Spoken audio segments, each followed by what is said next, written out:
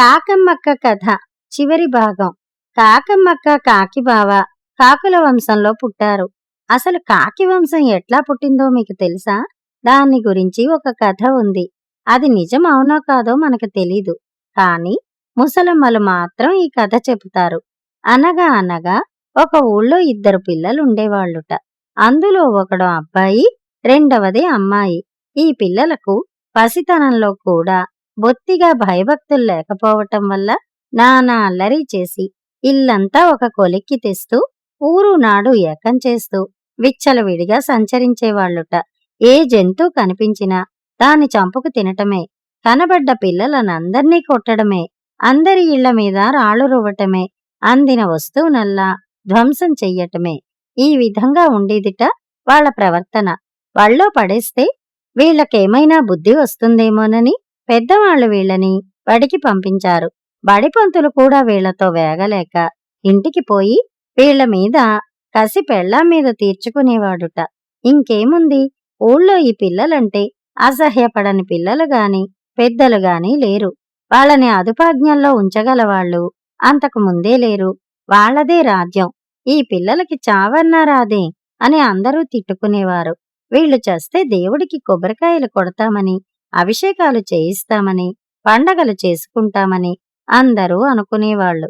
ఇట్లా ఉండగా ఒకరోజు ఏం జరిగిందంటే, ఊళ్ళో వాళ్లంతా ఊరి బయట ఉన్న కాళికాదేవి గుడికి వెళ్లి నైవేద్యాలు పెట్టి కాళికాదేవిని ప్రార్థించారు ఈ పిల్లల బాధ తప్పించమని. ఈ సంగతి ముందుగానే తెలిసి పిల్లలిద్దరూ దేవాలయంలో కాళికాదేవి విగ్రహం చాటున దాక్కున్నారు.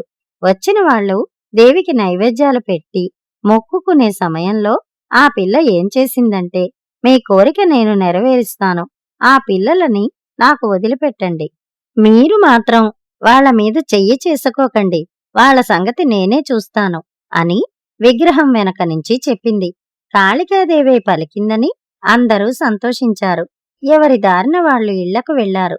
అందరూ వెళ్లిపోయిన దాకా ఉండి ఈ పిల్లలు కూడా వెళ్లబోతుండగా కాళికాదేవి చెరొక రెక్క పట్టుకుని నిలవేసి ఒట్టి గడుగ్గాయలైపోయినారు, మీ అల్లరి మానుతారా మానరా అని అడిగిందట. ఆ రాక్షస పిల్లలకి కాళికాదేవి ఒక లెక్క జమా. నీ మొహం చూడు, దిష్టి పిడతల్లే ఉంది. నువ్వా మాకు చెప్పేదానివి? ఎన్నడన్నా నీళ్లు పోసుకున్న పాపాన పోయినావా? నీ నోరు చూడు ఎంత కంపు కొడుతోందో అన్నాడు అబ్బాయి. ఓవే తాగుబోతా, నీ మెళ్ళ పుర్రెలదండ చూడు, మాకేమిటో చెప్పవచ్చావుగాని పోవే అన్నది అమ్మాయి. వీళ్ల అఘాయిత్యం చూసి కాళికాదేవి నిర్ఘాంతపోయిందట. ఇటువంటి పిల్లలు మనుషులుగా ఉండతగరని నిశ్చయించుకుని ఇంత బొగ్గు గంధం తీసి వాళ్ళిద్దరికీ ఒంటి నిండా ఆపాదమస్తకము పట్టించి చెరొక చేత్తోటి చెరొకర్ని ఎగరవేసిందట. తక్షణం వాళ్ళిద్దరూ కాకులైపోయినారుట. ఆనాటి నుంచి వాళ్ల వంశం వాళ్ళు చెట్టు పుట్టలు పట్టుకు తిరుగుతున్నారట. ఈ కథ నిజమే అయి ఉండవచ్చు. అందుకనే మనం చెప్పిన మాట వినని వాణ్ణి కాకి వెధవ అంటాం. చదువు సంధ్య లేకుండా తిరిగేవాణ్ణి కాకి తిరిగినట్టు తిరుగుతున్నాడు అంటాం. కాకమ్మక్క, కాకిబావ ఇటువంటి కాకి వంశంలో జన్మించారు. కథ అయిపోయింది. రాకుమారి సాహసం. మాళవ రాజ్యానికి దొంగల బెడద ఎక్కువయింది. వాళ్ళని పట్టుకోవడం రాజు వల్ల కావటం లేదు. దొంగలను పట్టించిన వారికి తన కూతుర్నిచ్చి వివాహం చేస్తానని ప్రకటించాడు రాజు. ఒక రోజున దొంగలు అడవి మార్గాన వస్తుండగా ఎవరో కొందరు ఓ స్త్రీని బలాత్కారం చేయబోతూ కనిపించారు. దొంగలు వారిని తరిమికొట్టి ఆమెను రక్షించారు. ఆమె తమలాంటి దొంగేనని వారికి అర్థమైంది. రాజు ఆమెను చంపమని భటులను పంపగా చంపే ముందు ఆమెను బలాత్కారం చేయబోయారు. రాజ ఖజానాకు ఆమెకి దారి తెలుసునని ఆమె మాటల వల్ల అర్థమయ్యింది. ఆమెను సహాయం తీసుకుని రహస్యద్వారం గుండా కోటలోకి ప్రవేశించారు. అయితే అంతలోనే రహస్యద్వారం మూసుకోవటంతో దొంగలు ఉలిక్కిపడ్డారు.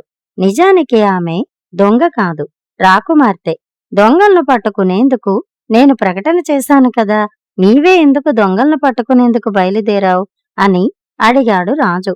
దొంగలే కొందరు కావాలని దొరికి తమని ఫలానా వారు పట్టించినట్లు వాళ్ళ మనిషినే చూపి నన్ను వివాహం చేయమని అడిగే అవకాశం ఉంది. నా భర్త అయ్యాక అతగాడు తన అనుచరులను వదిలివేసే అవకాశమూ ఉంది. ఈ ప్రమాదం తప్పేందుకు అంది రాకుమారి. కథ సమాప్తం. కథలు కంచికి, మనం ఇంటికి.